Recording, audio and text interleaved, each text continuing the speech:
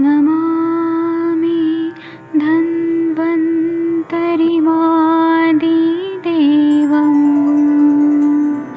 सुरासुरैर्वन्दितपादपद्मं लोके जरामृत्युनाशं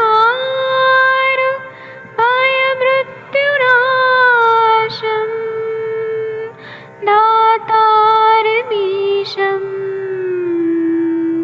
विविधौषधीनां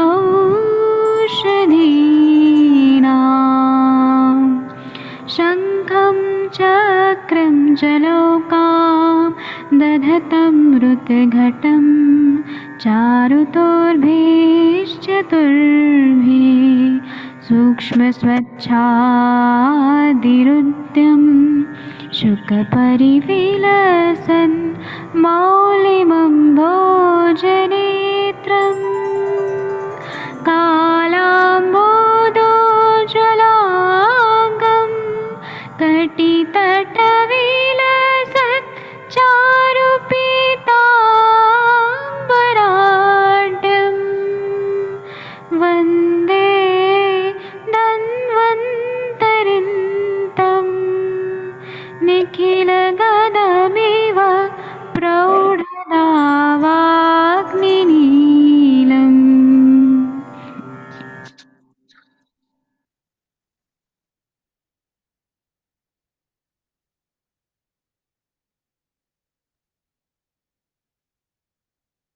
प्रणाम सभी लोगों को। मैं वैद्य अरविंद पाठक पुणे महाराष्ट्र से आप सभी लोगों का स्वागत करता हूँ। मैं कुछ लोगों को यहाँ पे को होस्ट बना देता हूँ। विनीता मैम, आप थोड़ा शेयर करिए 33 नंबर का श्लोक, क्योंकि मेरे इसमें है नहीं, कुछ प्रॉब्लम है पीडीएफ में। प्रणाम, आपको मैंने को होस्ट बना दिया है। 33 नंबर का श्लोक, पांडु चिकित्सा। जी सर। अच्छा, आज मोनिका मैम भी आई हैं, वंदना मैम भी आई हैं, अंजना मैम भी आई हैं जी। 33 नंबर का श्लोक। हाँ, प्रणाम सभी लोगों को।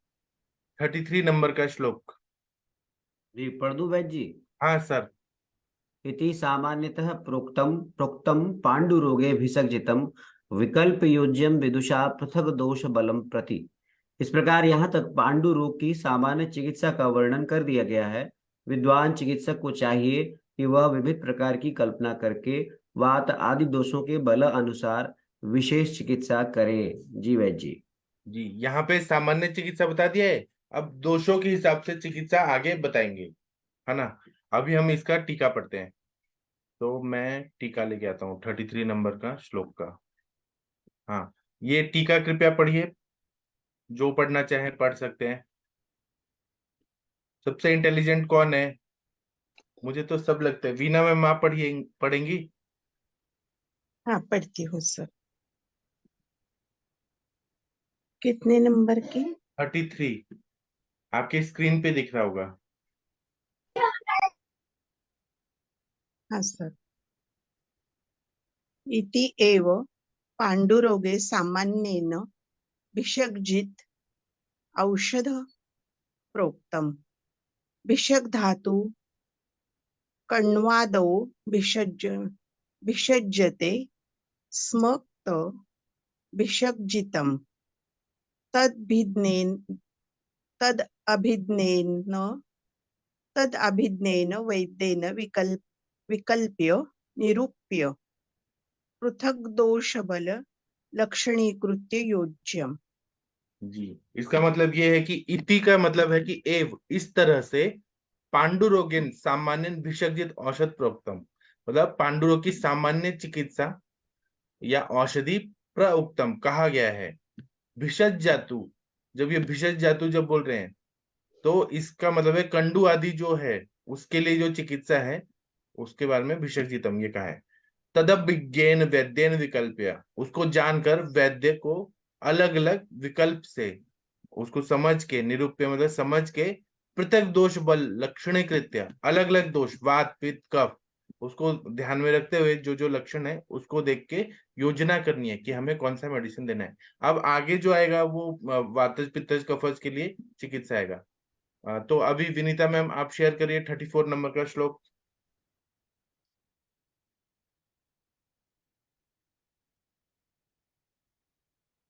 विनीता मैम, हाँ, इसको कोई पढ़ दीजिए 34 नंबर का श्लोक। मैं पढ़ देती हूँ माँ जी। जी। स्नेह प्रायम पच नजे तिक्त शीतम तु पैतिके श्लेष्मिके कटु रुक्षोष्णम विमिश्रम सन्निपातिके। वातजन्य पांडु रोग में प्रचुर स्नेह युक्त औषध देवें। पित्त जन्य पांडु रोग में प्राय करके तिक्त, शीत बहुल कफ जन्य पांडु में कटु रुक्ष और उष्ण बहुल औषधि देवें और सन्निपातज पांडु में मिश्रित चिकित्सा करें। हाँ, इसमें ऐसे बोल रहे हैं कि वातज पांडु रोग में सभी स्नेह दोष प्रधान। सम्मिलित हैं। जी, इसमें वातज पांडु रोग में स्नेह प्रधान द्रव्य देने, क्योंकि यहाँ पे रुक्षता बढ़ी है, वायु का शमन करना है हमें। पित्त में तो उष्णता तीक्ष्णता बढ़ी है, उसको कौन कम कर सकते हैं? तो तिक्त रस प्रधान सारे, जैसे रस पाचक, रक्त पाचक और अपने काढ़े जितने हैं तिक्त रसात्मक, वो दे सकते हैं। और शीत वीर्य वाले द्रव्य पित्त का उष्णता को बैलेंस करते हैं। पित्त की उष्णता कम होगी तो पांडु रोग में अपने आप हीट कम होगा, फिर हम आगे चिकित्सा करेंगे तो रक्त बढ़ेगा। कफज पांडु में की चिकित्सा करनी है तो कटु रस और रुक्षण करना है, उष्ण प्रधान द्रव्य। दोषों के हिसाब से जैसा दोष बढ़ा हुआ है, अनुबंध है, उस हिसाब से चिकित्सा करना है। और सन्निपातज में सभी धर्म वाले, मतलब वातज पित्तज कफज तीनों को शमन करने वाले चिकित्सा करनी है, क्योंकि इसमें तीनों दोष सम्मिलित रहते हैं, ऐसा बताएं। जी, इसका टीका पढ़ना है। प्लीज इसका टीका पढ़ दीजिए 34 नंबर का श्लोक का। बहुत ही इजी है, कोई पढ़िए। मोनिका मैम, हरिहर सर, कोई पढ़िए। समय पवन पढ़ती और हूँ सर। पांडु, हाँ जी मैम। पवनजे पांडव स्नेह प्राय स्नेह भूयिष्ठ भेषजम तिक्त शीत प्राय तु पैत्तिके श्लेष्मिके तु कटु रुक्षोष्ण भूयिष्ठम सा निपातके विमिश्र चिकित्सितम। तो जी, इसमें बताया है कि प्राय करके जो वातज पांडु रोग है उसमें स्नेह प्राय यानी स्नेह भूयिष्ठ, स्नेह जिसमें अधिक मात्रा में हो, ऐसा भेषज, ऐसा ही भोजन और ऐसा ही भेषज ऐसा देना चाहिए। भोजन नहीं, यहाँ भेषज है मतलब भेषज की मेडिसिन। बात किया जी। हाँ तिक्त शीत प्राय तु पैत्तिके मतलब पैत्तिक पांडु रोग में तिक्त रसात्मक और शीत वीर्य वाला भेषज या औषध देना चाहिए। श्लेष्मी के कफज पांडु रोग में कटु रुक्षोष्ण भूयिष्ठम, कटु तथा रुक्ष और उष्ण ऐसा इस तरह के गुणों से युक्त भेषज का योजना करनी चाहिए। सान्निपातिके विमिश्र चिकित्सितम और सान्निपातिक पांडु रोग में मिश्रित इन सब को मिश्र करके सबके सभी गुणों का मिश्रण करके उस तरह की चिकित्सा करनी चाहिए। चलिए मैम, आप इसका एग्जाम्पल बता सकती हैं, वातज में कौन सा मेडिसिन देना चाहिए जो वातज पांडु में काम करे? एग्जाम्पल सोच के बताइए। सो वातज में हमें हम कोई भी ऐसा घृत दे सकते हैं। हाँ, दाढ़ी मध्य घृत, दाढ़ी दाड़िम मध्य आदि घृत घृत। दे सकते हैं जी, क्योंकि हाँ उसमें दाड़िम भी है और घृत भी रहेगा तो वो हम दे हाँ सकते हैं। जी। और पैक्टिक में सर हम महातिक्तक, पैक्टिक में हाँ महातिक्तक। महातिक्तक दे सकते हैं। और सर उसमें दाड़िम आदि भी काम करेगा ना, क्योंकि घृत पित्त हाँ में काम करता ही है हाँ, ना। और और शीत वीर्यात्मक है। हाँ शीत वीर्यात्मक है। और हाँ, श्लेष्मिक में कटु रुक्ष और उष्ण। बताइए, पंचकोल हो गया, त्रिकटु हो गया। सर इनका हाँ नहीं, उसमें घी उसमें देना जरूरी नहीं है, जी घी नहीं देना पंचकोल उसके अंदर जी, हाँ पंचकोल देना उसके अंदर जी सर। हाँ। और सानिपैथिक जी में सर। तीनों दे सकते हैं। जी सर। जी, कोई बोल रहा था, कोई का आवाज आ रहा था। हाँ, आगे विनीता मैम करिए शेयर 35 नंबर का श्लोक।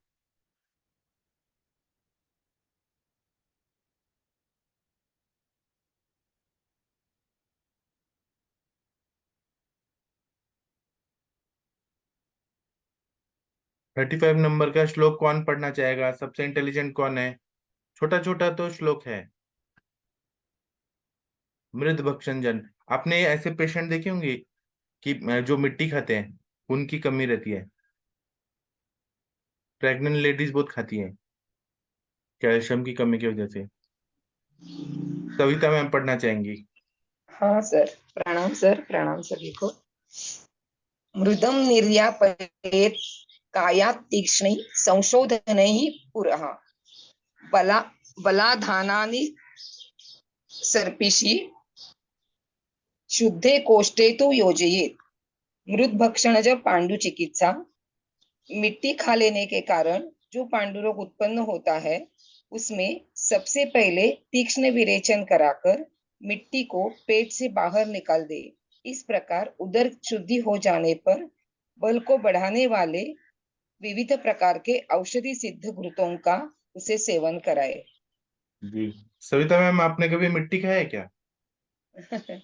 नहीं, याद नहीं आ रहा क्या है। मतलब ऐसे मैंने मन किया मिट्टी है नहीं क्या कि खाई है। मैं मिट्टी खाऊं, चौक खाऊं, पेंसिल खाऊं? ऐसे मन किया है कभी? नहीं, नहीं किया है। हाँ, तो बचपन इसका मतलब की याद आपके, नहीं है। हाँ लेकिन मतलब आपके शरीर में कैल्शियम की कमी नहीं थी, है ना? हाँ। लेकिन ऐसे हम्म। पेशेंट आते हैं मेरे पास तो बहुत सारे ऐसे जो बनिया लोग रहते हैं ना, शॉपकीपर, वो आते हैं, वो बोलते हैं कि हम किलो किलो में मिट्टी बेचते हैं। मैंने कहा मिट्टी क्यों बेचते हैं? तो वो कुछ अलग तरह का भुना हुआ मिट्टी रहता है और लेडीज लोग लेके जाती है, खाती है। अब जिसको खाना है वो खाएगा ही। ठीक है, इसका हम श्लोक देखते हैं।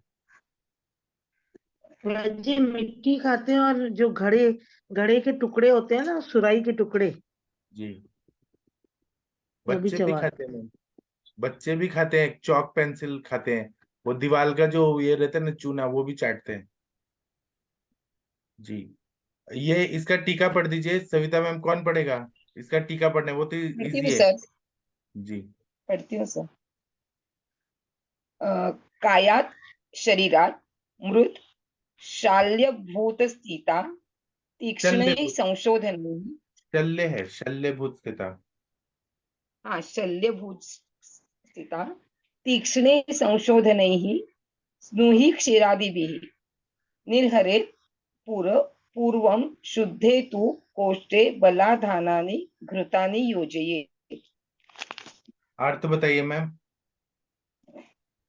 जी सर, ट्राई करती हूँ। कायात में शरीरात, शरीर से, मृत शल्यभूत स्थित, जो शल्य के तरह मिट्टी शरीर में बैठी हुई है, उसे हाँ। तीक्ष्ण विरेचन देना चाहिए। जो जो स्नुही क्षीर जैसे द्रव्यों से तीक्ष्ण विरेचन देना चाहिए और वो मिट्टी निकाल देनी चाहिए। शुद्ध हेतु, और मिट्टी निकाल देने से शरीर शुद्ध हो जाने पर बल बल बलवान घृत बल्य घृत की योजना करनी चाहिए। नहीं, जब कोष्ठ शुद्ध हो जाता है उसके बाद जब बल की प्राप्ति हो जाती है तब घृत का योजना करना है। जी, बहुत अच्छा ओके। बताया आपने। Thank you.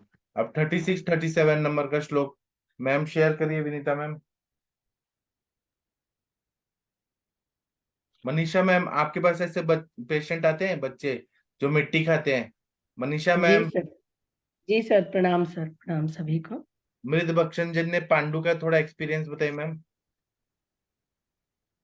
सर काफी बच्चे हैं जो कभी कभी दीवार को भी वो क्रश करके खाते हैं, चौक तो खाते ही हैं। और अब आजकल तो इतनी मिट्टियां नहीं है, लेकिन फिर भी वो दीवार को वो कट करके खाते हैं, जो बच्चे शहरों में रहते हैं।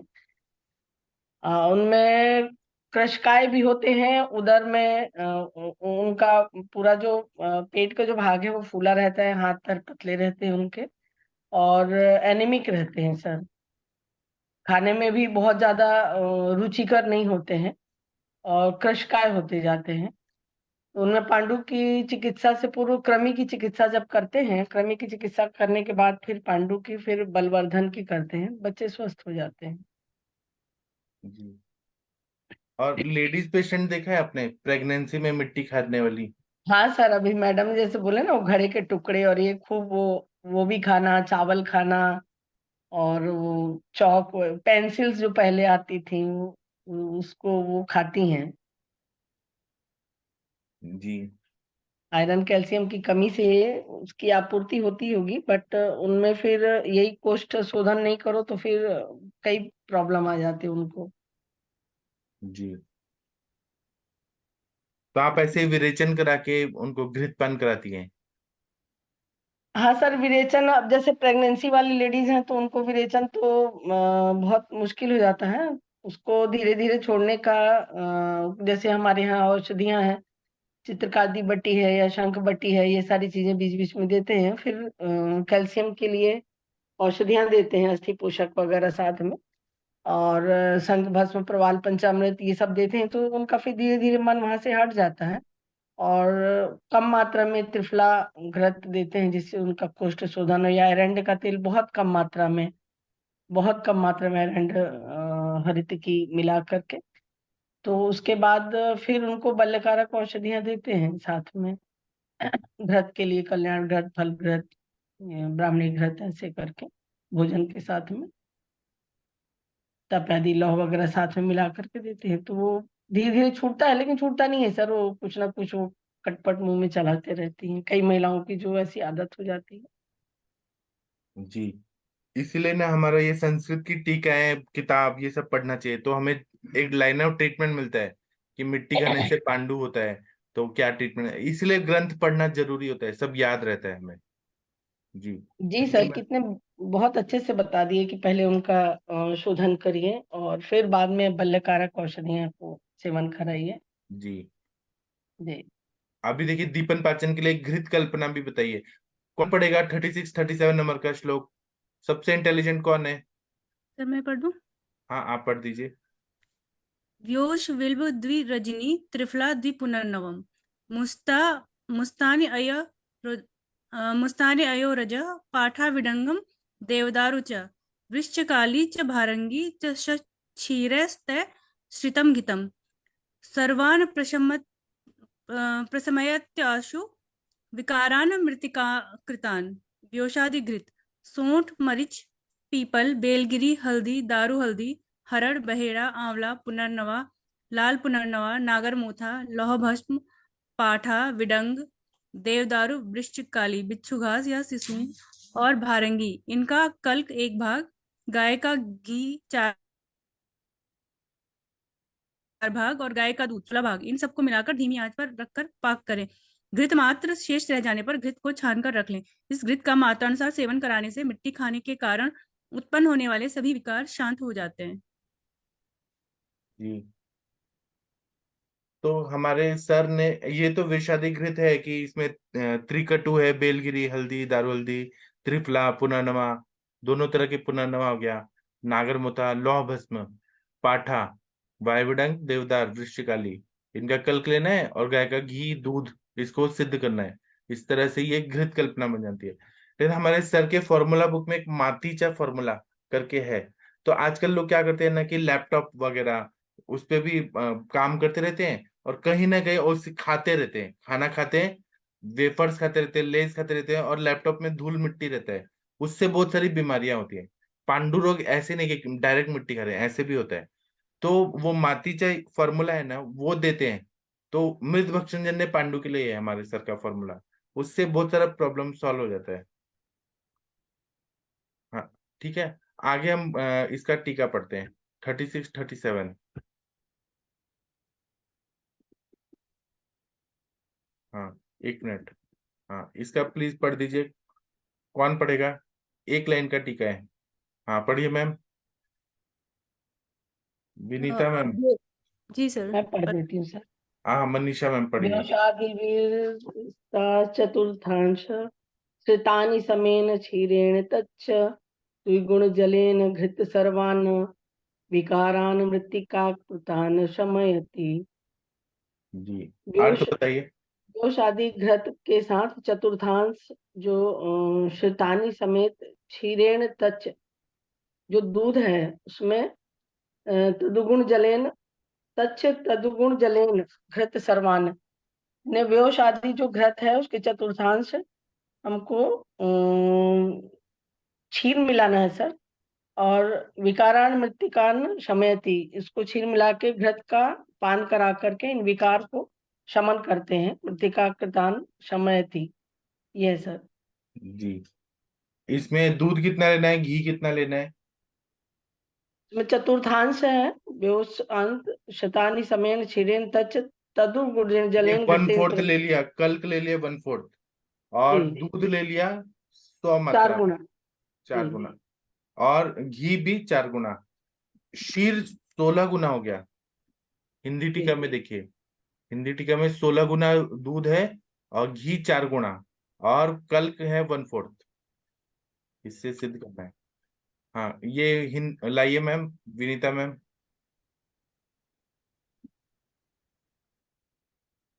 इसमें देखिए, दूध 16 भाग, गाय का घी 4 भाग, कल्क 1 भाग, ऐसे बताया।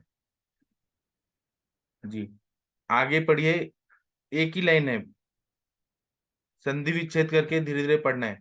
कौन पढ़ेगा? आशा मैम आप पढ़ेंगी? अश्विनी मैम कोई पढ़िए please. Madhuri ma'am, Ashwini ma'am आप पढ़िए।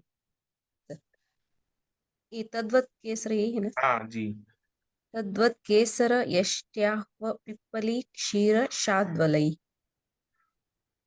उसी प्रकार नागकेशर, मुलेठी, पिप्पली, दूब, उनका इसका इनका कल्क 1 भाग, घृत 4 भाग और दूध 16 भाग लेकर इस घृत का भी पाक करके उक्त रोगियों में प्रयोग कराएं। जी। तो इन्होंने एक और दूसरा ऑप्शन दिया है कि नागकेशर, मुलेठी, पिपली और दुर्वा, इनका 1 भाग लेना है, घृत 4 भाग, दूध 16 भाग। तो इसमें ऐसा घी, ऐसा घृत कल्पना है जिसमें दूध भी है। तो ऐसा जो घी रहता है ये पित्त का शमन करता है, और पांडु रोग, जो मृद भक्षण जन्य पांडु है, उसमें बल देता है। इसलिए दूध और घी वाला द्रव्य बताया गया है, ऐसा सिद्ध करके घी दिया है। इसका टीका पढ़ना है, एक ही लाइन है। अश्विनी मैम आप कंप्लीट कर दीजिए। केसरादि जी। केसरादिभिः पक्व सपिस्तद्वत् पूर्वगुणम्। जी, इसमें मतलब केसर आदि लेना है, उसको पकाना है। ऐसा जो घी है वो पूर्व गुणम, जैसे पहले वाले बताया व्योषादि, वैसे गुणकारी रहता है। जी, आगे 38 नंबर का श्लोक पढ़ेंगे।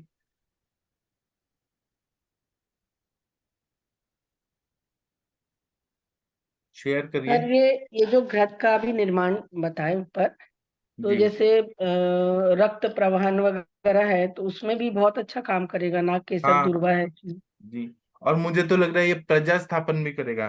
दुर्वा प्रजा स्थापन गण में है। नागकेशर भी गर्भाशय को बल देता है, पिपली भी है। जी हाँ, तो ये प्रजा स्थापन, जिनको हैबिचुअल एबॉर्शन हो रहा है या प्रेगनेंसी में भी दे सकते हैं, बहुत अच्छा फायदा। ब्लीडिंग होती है, जैसे उसमें साथ में कई लोगों को 7-7 8-8 महीने होती रहती है, तो उसमें भी ये अच्छा काम करेगा सर। हाँ जी, दीपन पाचन भी है। जी। जी हाँ, 38 नंबर का श्लोक कौन पढ़ेगा? सबसे इंटेलिजेंट कौन है? प्लीज कोई पढ़िए। सर कौन सा? 38। Morning sir. Good morning ma'am. हाँ सर, एक है ना 38 है ना? जी। 38 हाँ है, हाँ हाँ सर बोल। मृदु द्वेषणाय। हाँ, मृदु द्वेषणाय तल तल्लोलये वितरेत्वाविताम हृदम वेला अग्निनिम्ब प्रसवै पाठाय मूर्वया अथवा। रोगी को मिट्टी खाने के प्रति द्वेष उत्पन्न कराने के लिए या उसकी चंचलता को छुड़ाने के लिए वायविडंग, चित्रक मूल, नीम के पत्तों के रस से अथवा पाटा के रस से अथवा मरोड़ फली के रस से भावना दी हुई मिट्टी उसे खाने के लिए दे। सर जी, यहाँ पे मिट्टी खाने के लिए बोल रहे हैं, मेडिसिन से सिद्ध करके बोलना है कि ये खाओ मिट्टी, ये मिट्टी खाओ। तो ऐसे जब खाएंगे ना विडंग, चित्रंग मूल, नीम का, तो पेशेंट को एक द्वेष निर्माण हो जाएगा, फिर वो खाने का मन ही नहीं करेगा। एक बार वो जो तुकाराम महाराज है ना, वो भगवान का भक्ति कर रहे थे, तो उनको ना बहुत खीर खाने का मन करता था। तो ना उनकी पत्नी को वो बोलते थे कि खीर बनाओ, खीर बनाओ। तो उनकी पत्नी परेशान रहती थी कि इतना खीर खाते हैं, और वो खुद भी परेशान थे कि मुझे ये छूट नहीं रहा। भगवान का भक्ति नहीं कर पाता हूँ, केवल खीर में ध्यान रहता है। तो उन्होंने एक उपाय सोचा। उन्होंने कहा चलो खीर बनाओ, आज मैं खीर खाऊंगा। तो उन्होंने, उनकी वाइफ ने खीर बनाया। उन्होंने इतना खाया कि खीर से उल्टी हो गई। तो उन्होंने वो उल्टी वाला खीर भी खा लिया, फिर से उल्टी हो गई उसको, फिर उन्होंने फिर खा लिया। ऐसे द्वेष निर्माण कर दिया। उसके बाद उन्होंने लाइफ में कभी खीर नहीं खाया। तो ये जो द्वेष निर्माण करने का चिकित्सा है ना, इससे मैच होता है। सुन के ही वमन होने हो रहा है। हाँ, लेकिन उन ऐसा लिखा है कि वो फिर भगवान भक्ति में इतना तल्लीन हो गए, फिर उनका जो वीकनेस था खीर खाने का, वो कभी नहीं खाया उन्होंने। यहाँ भी वैसे इसमें जो मिट्टी चूज करेंगे वो कौन सी मिट्टी होगी, कैसी आगे मिट्टी आएगा, होगी? आगे आएगा कि कौन सा मिट्टी से क्या वात बढ़ता है, पित्त बढ़ता है, आगे आएगा। जी, ये वाला श्लोक अंजना पढ़ दीजिए। मैम, नेक्स्ट कल कल में आप थोड़ा सा अपना एक्सपीरियंस शेयर करिएगा। जी, ये जी 38 मैम, का जी टीका मैं पढ़ करना दीजिए। चाहूंगी। जी मैम, अंजना मैम, बिल्कुल। आप टीका पढ़ दीजिए प्लीज, 38 का। जी सर, पढ़ देते हैं। नमस्कार जी सर। नमस्ते। मृदु वैष्णवे तस्यां मृदि लोल्ये लोलुप्ते सति बेल्लाधिभिः भावितां मृदं दद्यात्। हाँ, इसमें सर वही मृत जैसे अभी आपने दक्षिणांत है। बताया कि अगर हमें क्या करना है कि उसको द्वेष कराना है, मिट्टी से द्वेष कराना है। जैसे अभी खीर वाली आपने बहुत अच्छी से कहानी सुनाई। इसी तरह से अगर मन में किसी तरह से भी उसके मन में उसके प्रति द्वेष, मिट्टी के प्रति द्वेष भरना है या कहना है कि ये मिट्टी इस तरह से होती है, तो उसके लिए ही इन्होंने एक बहुत अच्छी चिकित्सा बता दी गई है कि यहाँ पर हमें उस मिट्टी की लोलुपता को हटाने के लिए या मिट्टी से जो उसको लालच वो है, उसमें एक टेस्ट आ रहा है, लोलुपता आ रही है, उसके लिए बेल मेल्यादी का मतलब जैसे अभी हमने पढ़ा यहाँ पर कि वो जो उसका मन बार बार उसी चीज को खाने को कर रहा है, उसको लोलुपता बढ़ रही है, उसके लिए उन्होंने जो वाय बिडंग, चित्रक मूल और नीम के पत्तों का रस, ये जो तीन चीजें बताई हैं, वेलादि भी भाविताम, उन तीनों से इसको मिट्टी को भावित करना है या उसकी भावना दे के मिट्टी को तैयार करना है और उस पेशेंट को फिर उसको खाने के लिए देना है। तो उससे उसको मिट्टी के प्रति द्वेषता हो जाएगी, मतलब उसका टेस्ट चेंज होगा और वो धीरे धीरे मिट्टी खाना छोड़ देगा। शायद ऐसा ही उनको कहने का मतलब रहा होगा। इसमें तीन तो चीज आपने बता दिया। एक क्या जी, बताया, विडंग, चित्रक मूल, नीम का और रस, जी और पाठा मुरवा, ये भी है। ये जी अथवा जी मतलब ये भी जी हाँ। ऑप्शन में। हाँ, जी, और तीन ऑप्शन दिए हैं। जी सर, जी सर। जी, ठीक है। अभी तो टाइम हो गया है। अंजना मैम, आप मिट्टी खाने वाले पेशेंट के बारे में अभी बताना चाहेंगी कि कल? सर वही है, पेशेंट तो आते ही हैं, आज भी पेशेंट हैं। ऐसे कुछ लोग आते हैं कि वो बच्चे जो पढ़ाई कर रहे होते हैं वो भी डाइट पे बहुत ध्यान नहीं देते। आजकल देखिए हॉस्टल वगैरह में भी उनको डाइट प्रॉपर नहीं मिलती है। बच्चियां आती है जो पीसीओएस के पेशेंट हमारे पास, वो भी ये भी कहने आते हैं कि मैडम हम एनीमिक है। हम लोग बोलते हैं कि तब ब्लड क्यों हो रहा है मैडम, चावल खाने का मन कर जाता है कभी कभी, कुछ नहीं तो गमले की मिट्टी खा रहे हैं लोग। मतलब इतना ज्यादा आजकल लोगों का वो हो जाता है कि वो बताते हैं कि चौक ले जाते हैं, चौक उठा के उसमें एप्रिन की जेब में रख रहते हैं उसको, मतलब वो नहीं बताएंगे लेकिन उसके फ्रेंड बताएंगे, उनके साथ वाले बताएंगे। छोटे छोटे बच्चे को तो हम लोग देख ही रहे, कंकड़ अंकड़ अपना मुंह में उनके डलता डाला रहता है। अभी तो कुछ हम लोग के पास पेशेंट आते हैं वो ग्रामीण प्रदेश से भी आते हैं। और महिलाएं जो प्रेगनेंसी वाली होती हैं, मुझे तो लगता है कि उसमें आज भी 75% महिलाएं जो उस तरह की होती हैं वो आती हैं। और जैसे मैडम ने बोला कि वो मिट्टी के बर्तनों को तोड़ तोड़ के, ये सभी दिवाली के दिए हैं उनको तोड़ तोड़ के अपने पास रखती हैं और वो बड़े टेस्ट से उसको खाती हैं। और उसके बाद फिर वो जब उनको प्रॉब्लम शुरू होती है, एनीमिया ज्यादा बढ़ जाता है, जब शोथ शुरू हो जाता है, उसके बाद आना शुरू हो जाता है, हाफना शुरू हो जाता है, तब उनको याद आता है कि ये तो बहुत मतलब दिक्कत शुरू हो गई है।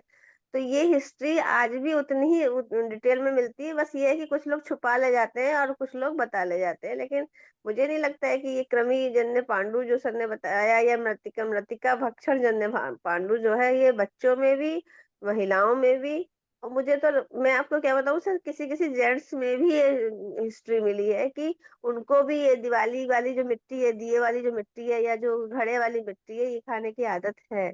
तो ये कॉमन प्रॉब्लम है। और इसको जैसे बताया गया कि अगर जैसे घड़े हम बनवा रहे हैं या पेशेंट को हमें बहुत ज्यादा कंसंट्रेट करना है, तो हम इस तरीके से पाठा के रस के साथ उसकी उस मिट्टी को तैयार करवा दें या उस दिए को तैयार करवा दें।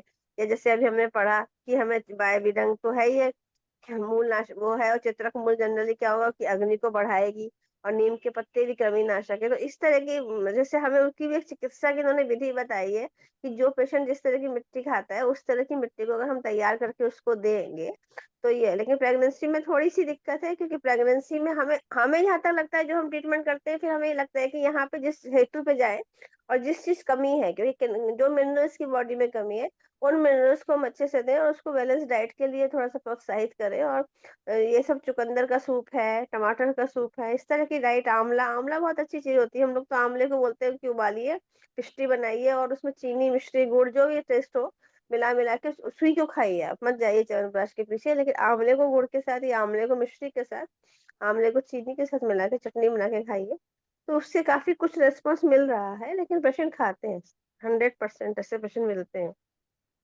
जी सर।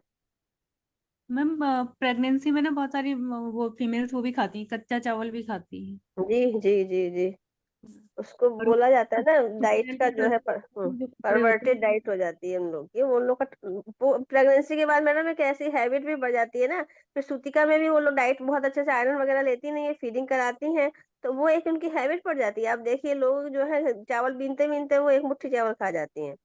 40 35 60 तक में हम लेडीज की मैंने आदत देखी है।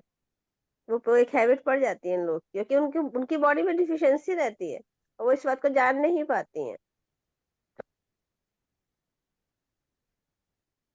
जी, बहुत अच्छा बताया मैम। आरतीन सर, हाँ जी। सर कल का वो क्लिनिकल मीटिंग 29 मिनट्स का ही क्या था? नहीं नहीं, वो क्या हुआ कि वो हुआ, पूरा हुआ, लेकिन वो फेसबुक ये पेज में नहीं हुआ, कहीं और जा रहा था। हाँ, वो कहीं और जा रहा था वैजी, वो कहाँ जा रहा था वही ढूंढ रहा हूँ मैं।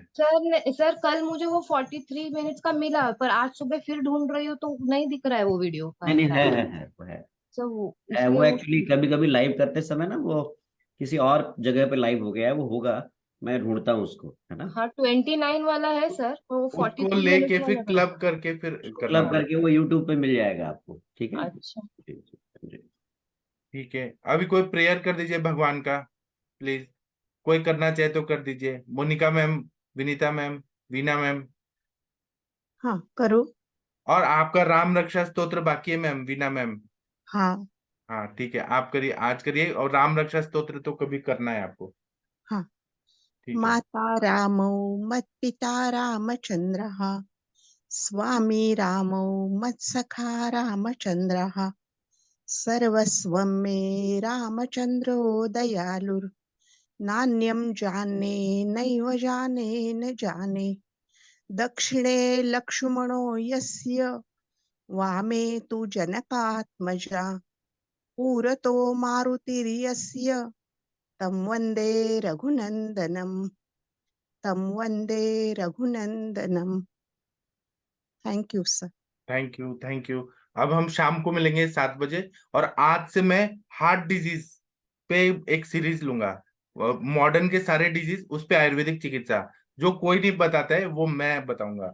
सारे नोट्स ऐसे मैंने जमा किए हैं, सारे मॉडर्न के डिजीज, और उस पे आयुर्वेद, ऐसा मैं बताऊंगा। ठीक है, तो 7 बजे मिलेंगे। थैंक यू, प्रणाम सभी को। प्रणाम सर। राधे प्रणाम सर। को।